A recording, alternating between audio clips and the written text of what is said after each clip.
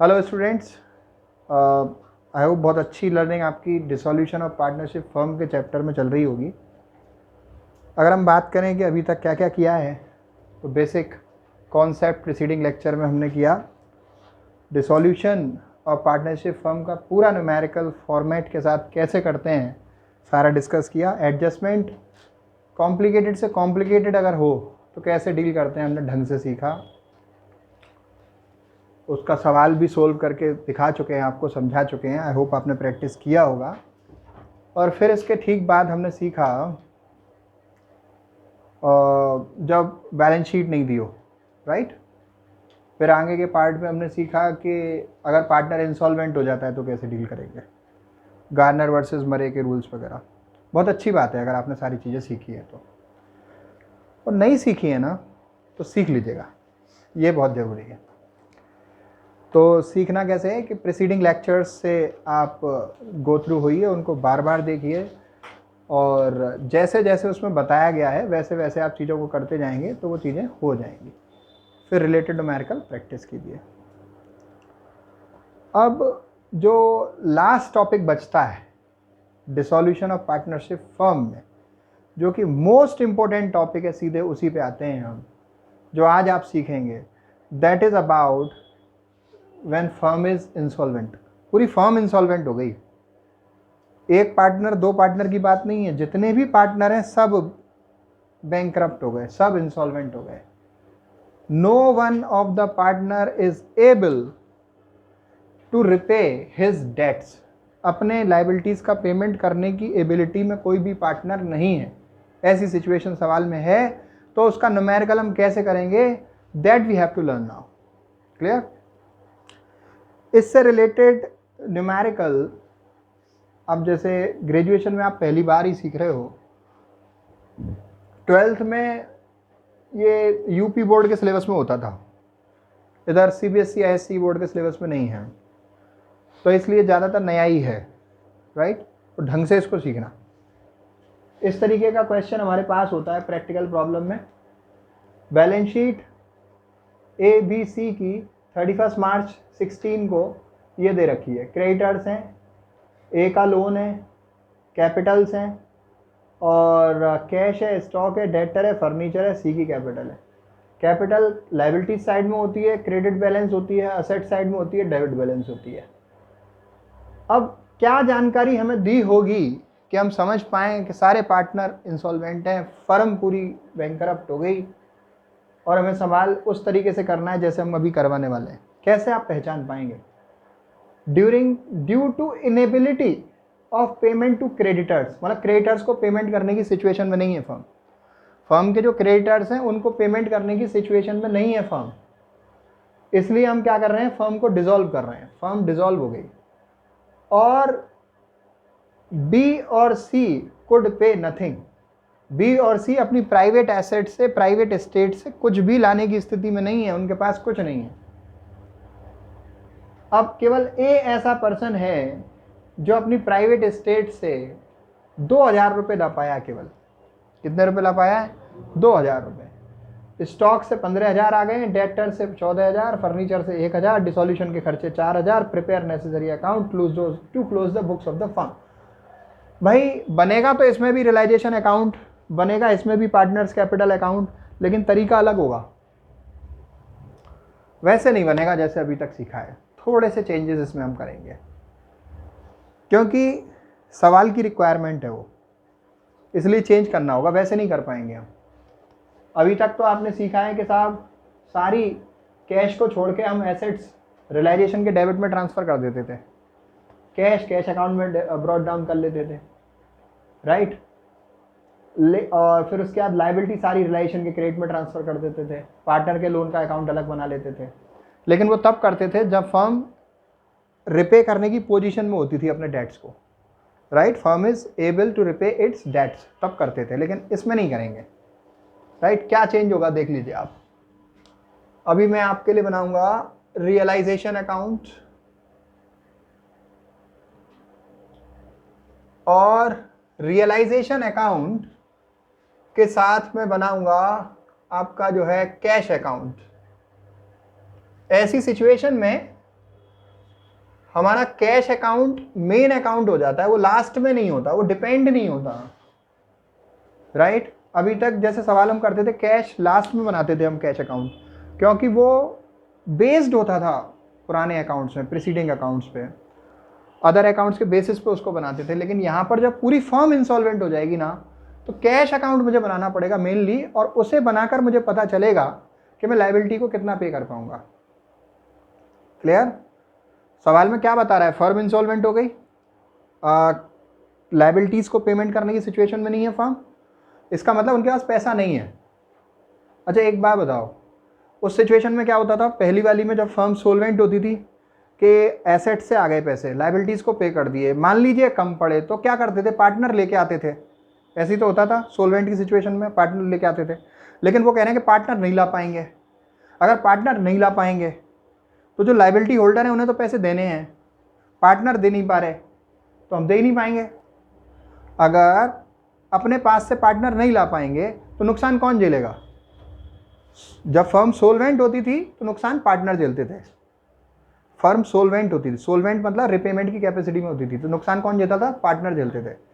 लेकिन अगर फर्म पूरी की पूरी इंसॉल्वेंट है, सारे पार्टनर इंसॉल्वेंट हो गए, तो अब नुकसान कौन झेलेगा? जिसने फर्म को पैसे दे रखे हैं, जिसने फर्म में पैसे लगा रखे हैं, that has to bear the loss. किसने लगा रखे हैं? क्रिएटर्स ने, राइट। लायबिलिटी होल्डर्स ने इन्वेस्ट कर रखा है बैंक में, वो फर्म में, उनका पैसा लगा हुआ, उन्हें नुकसान होगा। पहले नुकसान किसको होता था?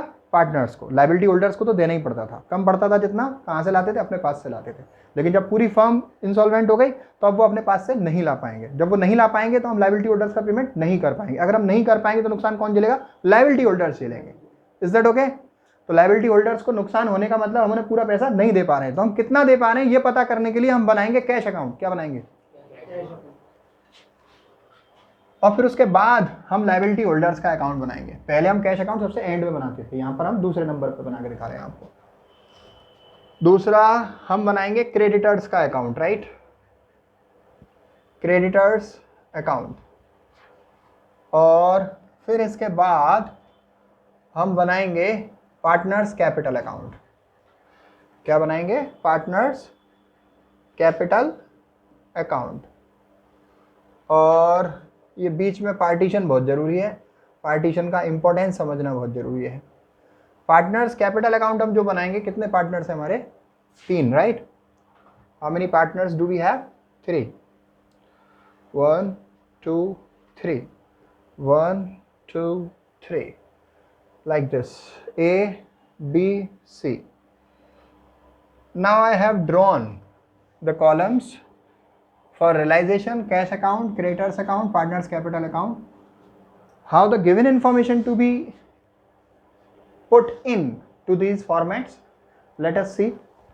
As I say that I have to prepare creditors account separately. तो creditors account मैंने कॉलम बनाया हुआ है, तो बाय बैलेंस ब्रॉट डाउन में लिख दूंगा। लायबिलिटीज को हम बाय बैलेंस ब्रॉट डाउन लिखते हैं। मैं रिपीट कर रहा हूँ, इस बात को ध्यान से सुनना। क्रेडिटर अकाउंट मैंने क्यों बनाया अलग से? क्यों? मैं क्रेडिटर्स को पूरा पैसा नहीं दे सकता। जब पूरी फर्म, सारे पार्टनर इंसॉल्वेंट नहीं होते हैं, कोई ना कोई पैसे चुका देता है अपने घर से लाके, तो फिर हम क्रेडिटर्स को रिलाइजेशन के क्रेडिट में ही लिखते हैं। लेकिन जब सारे पार्टनर इंसॉल्वेंट हो जाते हैं तो हमें मालूम है कि हम लायबिलिटी होल्डर्स को पूरा पैसा नहीं दे पाएंगे, तो फिर हम क्रेडिटर्स को रिलाइजेशन में ट्रांसफर नहीं करते, हम उसका अलग से अकाउंट बनाते हैं। Is that okay? अब देखिए मैंने क्रेडिटर्स लिख दिया 60,000 रुपये। क्यों बनाया मैंने अलग से? ये पता करने के लिए कि इसको हम कितना दे पा रहे हैं, कितना नहीं दे पा रहे हैं। ए का लोन, जब पूरी फर्म इंसॉल्वेंट होगी तो पार्टनर के लोन को उसके कैपिटल अकाउंट में ट्रांसफर करके ख़त्म कर देते हैं। जब पूरी फर्म इंसॉल्वेंट होगी तो पार्टनर के लोन को उसके कैपिटल अकाउंट में ट्रांसफर करके ख़त्म कर देते हैं। जब पूरी फर्म इंसॉल्वेंट नहीं होती, राइट, पार्टनर सोल्वेंट होते हैं, तो उसके लोन का अकाउंट अलग से बनाते हैं। ये हमने पहले सिखाया हुआ है आपको। थोड़े से चेंजेस हो रहे हैं सॉल्यूशन में, इसीलिए सोल्व करके दिखाया जा रहा है ढंग से। देखिए तो किसका लोन अकाउंट है? ए का। कहाँ जाएगा? ए के कैपिटल अकाउंट में। लायबिलिटी साइड से आ रहा है तो क्रेडिट साइड में ही जाएगा, बाय एज लोन अकाउंट।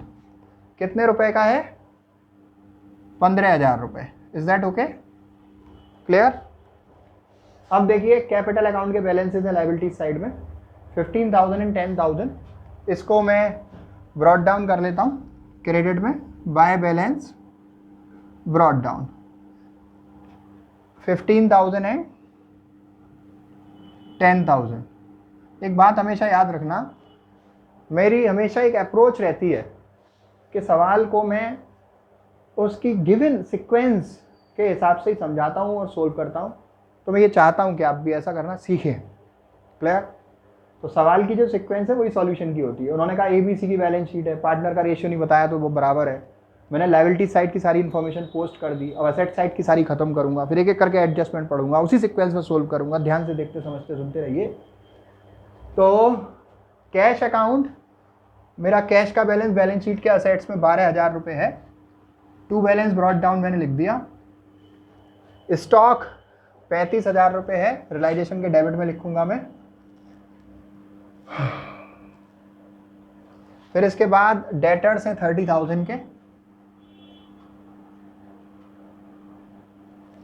फिर इसके बाद आपका जो है फर्नीचर है 3,000 का। फिर सी की कैपिटल है debit balance, to balance brought down करूंगा इसको मैं।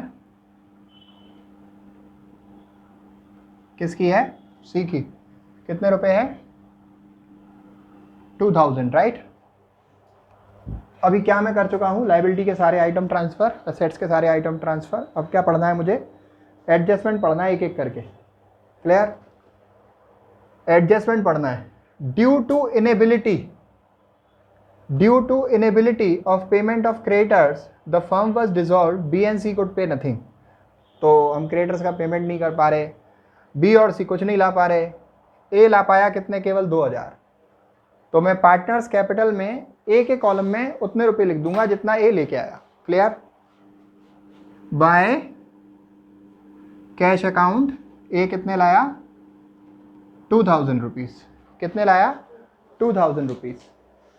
अब आगे देखिए, स्टॉक से, डेटर से, फर्नीचर से इतने रियलाइज हो रहे हैं। ये मेरे रियलाइजेशन अकाउंट में मैं लिख सकता हूँ बाय कैश अकाउंट।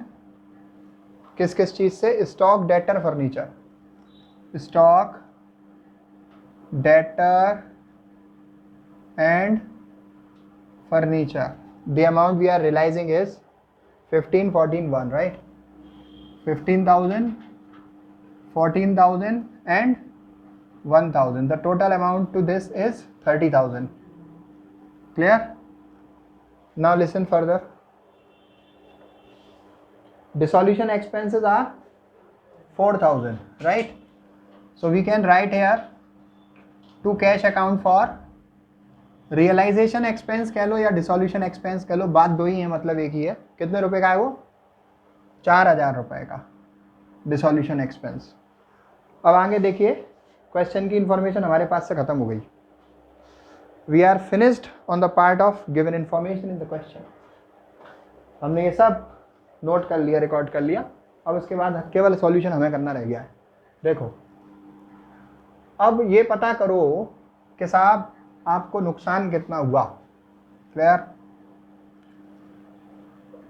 यहाँ पर आपका टोटल कितना बैठा? 35 और 30, 65 और 3, 68 और 4, 72, 72,000। क्लियर? 65 and 3, 68 and 4, 72। 72 में से ये 30,000 आप लेस कर दो, कितना बचा? 42,000। क्लियर? ये 42,000 इन तीनों पार्टनर्स में डिस्ट्रीब्यूट कर दो bye partners capital account, right. किस रेशियो में डिस्ट्रीब्यूट करोगे? उनका बराबर है रेशियो, राइट। रेशियो जब क्वेश्चन में दिया होता है तो वो कंसीडर करते हैं, नहीं तो फिर इक्वल कंसीडर करते हैं। 1:1:1। 42,000 का 1/3 14,000, 42,000 का 1/3 14,000, again 1/3 14,000। Is that okay with everyone? Now listen, अभी कैश अकाउंट वेट कर रहा है आपका, रियलाइजेशन अकाउंट वेट कर रहा है आपका, ठीक है। फिर पार्टनर्स कैपिटल अकाउंट वेट कर रहा है। आप एक काम करो, इसमें से हम ये लॉस तो यहाँ ट्रांसफर कर सकते हैं ना, पार्टनर्स में कर दो टू रियलाइजेशन अकाउंट क्या है ये, लॉस, कितने रुपए का है, 14 and 14। Is that okay? Now listen, अभी कैश अकाउंट को कंप्लीट करते हैं। कैश में मेरे पास 12,000 रुपए ओपनिंग बैलेंस था। रियलाइजेशन अकाउंट मैंने बनाया है, मुझे मालूम है कि 30,000 रुपए कहां से आ रहे हैं, सन्ड्री एसेट से। कहां से आ रहे हैं, सन्ड्री एसेट से। टू सन्ड्री एसेट्स, या इसको मेरे को रियलाइजेशन ही लिखना चाहिए। चिट्ठी जहां से आई है उसी का पता लिखते हैं हम लोग, राइट। कहां से आई है, रियलाइजेशन से आई है। इसमें कैश अकाउंट बाय में लिखा हुआ है, तो कैश अकाउंट में ये कहां पे जाएगा, टू में जाएगा। किस नाम से जाएगा, रियलाइजेशन अकाउंट के नाम से जाएगा, ठीक है। कैश में कैश का नाम नहीं आएगा, पता रियलाइजेशन अकाउंट का लिखा जाएगा। कितने रुपए आए एसेट से हमारे पास, 30,000। क्लियर? अब ये एक और कैश लिखा हुआ है 4,000 रुपये, इसका पेमेंट कर दीजिए आप बाय रियलाइजेशन अकाउंट। ये एक्सपेंसेस हैं डिसोल्यूशन के या रियलाइजेशन के, दैट इज 4,000 रुपीज़। अब इसके बाद क्या करना है, देखिए एक और कैश है, ये रहा। ए कितना लेके आया था, 2,000 रुपये, two as capital, that is 2,000 rupees. This is the final information we have from cash account. I repeat, opening balance मेरे पास 12,000 है, एसेट से मेरे पास 30,000 आए हैं, ए से मेरे पास 2,000 आए हैं। पेमेंट के नाम पे मैंने केवल रियलाइजेशन एक्सपेंस को पेमेंट किया है। अब मैं देखता हूँ मेरे पास ये सब करने के बाद बचा कितना है जो मैं दे सकता हूँ लायबिलिटी होल्डर्स को, क्योंकि मैंने अभी क्रेडिटर्स का पेमेंट किया है क्या, नहीं किया है ना। कैश अकाउंट में पहले बना रहा हूँ, क्यों बना रहा हूँ, ये पता करने के लिए जिससे मुझे पता चले कि क्रेडिटर्स को मैं मैक्सिमम पेमेंट कर कितना सकता हूँ। क्योंकि नुकसान किसने झेलना है, क्रेडिटर्स को झेलना है, लायबिलिटी होल्डर्स को झेलना है। या तो ओनर झेलेगा या फिर लायबिलिटी होल्डर झेलेंगे। तो यहाँ पर डेबिट का टोटल कितना हुआ, 30 और 12 42, 42 and 2 44, 44 minus 4 40।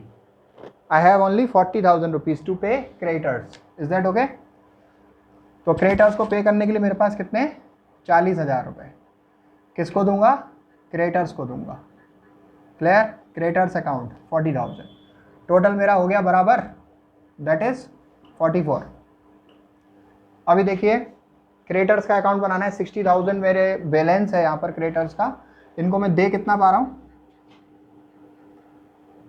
To cash account कितने दे पा रहा हूँ मैं, 40,000। कितने नहीं दे पा रहा हूँ मैं, इसे डेफिशिएंसी अकाउंट में ट्रांसफ़र कर दो। कहाँ ट्रांसफ़र करोगे, डेफिशिएंसी अकाउंट में, कि ये कमी पड़ गई, नुकसान हो गया क्रेडिटर्स को। क्लियर? अब पार्टनर्स कैपिटल अकाउंट कंप्लीट कर लो। कैसे करेंगे देखो, इसमें भी पेमेंट तो हम कर नहीं सकते, है ही नहीं कैश, कोई ला ही नहीं रहा, तो इसमें भी जो भी कमी पड़ेगी वो डेफिशिएंसी से एडजस्ट होगी। ठीक है, देखो क्रेडिट का टोटल कितना है यहाँ पर, 15 15 30 एंड 2 32, 32 माइनस 14 18,000। कहाँ लिखना है मुझे, डेफिशिएंसी अकाउंट, डिफरेंस है ये, बैलेंसिंग फिगर। इसका क्रेडिट का टोटल 10,000 है, डेबिट का 14,000 है। 14 में से 10 घटाया तो कहाँ लिखूँ, बाय डेफिशिएंसी अकाउंट। डिफरेंस लिख लो या बैलेंसिंग फिगर लिख लो, बात दो ही है, मतलब एक ही है, राइट। अच्छा, सी में क्रेडिट में तो कुछ है नहीं, डेबिट में कितना है, दैट इज अभी ओपनिंग बैलेंस इसके अंदर सी का 20,000 था, राइट। तो 20,000 एंड 14,000 दैट इज 34,000। तो 34,000 की हो गई डेफिशिएंसी इसकी। Is that okay up to this point? यहाँ मैं डैश कर देता हूँ, कोई इन्फॉर्मेशन नहीं है तो रिपीट देख लो कैसे हुआ। ए का तो क्रेडिट का टोटल ज़्यादा था, डिफरेंस 18,000 डेफिशिएंसी में ट्रांसफर हो गया। बी और सी का डेबिट का ज़्यादा था, डिफरेंस बाय डेफिशिएंसी ट्रांसफर हो गया। ठीक है, अभी क्या करना है मेरे को, डेफिशिएंसी अकाउंट बनाना है। How shall we prepare to that? देखिए डेफिशिएंसी कहाँ कहाँ है एक बार चेक कर लेते हैं। एक तो ये है और एक ये है, एक ये है और एक ये है। only these information are to be transferred to deficiency account. See, यहाँ पर 2 में है, 2 से कहाँ ट्रांसफ़र होगी? बाय में। कौन से अकाउंट से आ रही है? क्रेडिटर्स अकाउंट से। तो मुझे क्या लिखना होगा? Creditors account, right? कितने रुपए? 20,000. You can see that, right? This is coming from there. अब ये बाय डेफिशिएंसी है पार्टनर्स कैपिटल अकाउंट में, बी और सी में, बाय साइड में है। बाय से कहाँ पे ट्रांसफ़र होगी? 2 में। क्लियर? तो ये आपकी ये 2 में आने वाली है। 2 बोलिए। 20 कैपिटल। 20 कैपिटल में कितने लिख दूँ? 4,000। और 2 सीज कैपिटल में कितने लिख दूँ? 34,000। अभी वहाँ पर डेफिशिएंसी 2 साइड में है, 2 से कहाँ जाना है इसको? बाय में जाना है, राइट? बाय किस नाम से जाना होगा? S capital, right? By S capital account with amount 18,000. Now you can see that we have put in the all available information from the solution we have done. Now you can total the deficiency account that will agree from both the sides. That will agree from both the side with the total amount. That is 38,000 on debit and 38,000 on the credit. And it tells us that we have logically closed the accounts of the firm, right? जो भी difference था वो हमने कहाँ transfer कर दिया? Deficiency account में। और जब डेफिशिएंसी अकाउंट बनाया तो उसका टोटल डेबिट क्रेडिट से मैच हो गया, राइट? एग्रीमेंट आ गया यहाँ पे, मतलब एग्री कर गया डेबिट का टोटल क्रेडिट से। So this is what we have to do in this. अगर मेरे को नट सेल में 1 मिनट में बोलनी है बात के करना क्या है, जब भी सारी पूरी फर्म पार्टनरशिप में इंसॉल्वेंट हो, सारे पार्टनर इंसॉल्वेंट हो, पैसा नहीं ला सकते हों, तो फिर रियलाइजेशन अकाउंट में लायबिलिटी को ट्रांसफ़र नहीं करते हैं, हम उसका अलग से अकाउंट बनाते हैं और कैश अकाउंट बनाकर हम पता करते हैं कि कितना पैसा हम क्रेडिटर्स को मैक्सिमम दे सकते हैं। जितना दे सकते हैं उन्हें देते हैं और जितना नहीं दे पाते हैं वो हम उनके डेफिशिएंसी अकाउंट में ट्रांसफ़र कर देते हैं। क्लियर? आप देख सकते हो मैंने केवल एसेट ट्रांसफ़र करी, एसेट से जो पैसा आया लिखा, रिलेशन एक्सपेंस लिख के प्रॉफिट बांटा, कैश अकाउंट बना के मेरे को ओपनिंग बैलेंस लिखा, एसेट्स का पैसा लिखा जो पार्टनर ला रहा था दिया, एक्सपेंस घटाए, जो बचा मैं क्रेडिटर्स को दे कितना सकता था मैंने कैलकुलेट किया, क्रेडिटर्स अकाउंट बनाया, ओपनिंग बैलेंस लिखा, पेमेंट किया जो मैक्सिमम मेरे को पता चला कैश अकाउंट बना करके मैं इतना कर सकता हूँ। ये अमाउंट कहाँ से आया? बैलेंसिंग फिगर है ये। What is it? Balancing figure. फिर क्रेडिटर्स को मैंने जो 40,000 अवेलेबल अमाउंट था दिया, बचा हुआ डेफिशिएंसी में ट्रांसफ़र कर दिया। कैपिटल में ओपनिंग बैलेंस, पार्टनर का लोन, अलग से अकाउंट बनाने का पेमेंट का ज़रूरत नहीं है क्योंकि फर्म इंसॉल्वेंट है, अकाउंट सेटल करने हैं। जिस भी पार्टनर का लोन है, असेट्स में है तो 2 में ट्रांसफ़र करो, लायबिलिटी में है तो बाय में ट्रांसफ़र करो। इससे 2,000 आ गए थे, ये प्रॉफिट लॉस बढ़ गया, ये ओपनिंग बैलेंस था, डिफरेंस डेफिशिएंसी में ट्रांसफ़र करा, इधर से पोस्टिंग करी, डेफिशिएंसी का टोटल एग्री कर गया। Is that okay with everyone? इससे रिलेटेड न्यूमेरिकल प्रैक्टिस करिए। Thank you so much. Keep learning, keep shining. Thank you.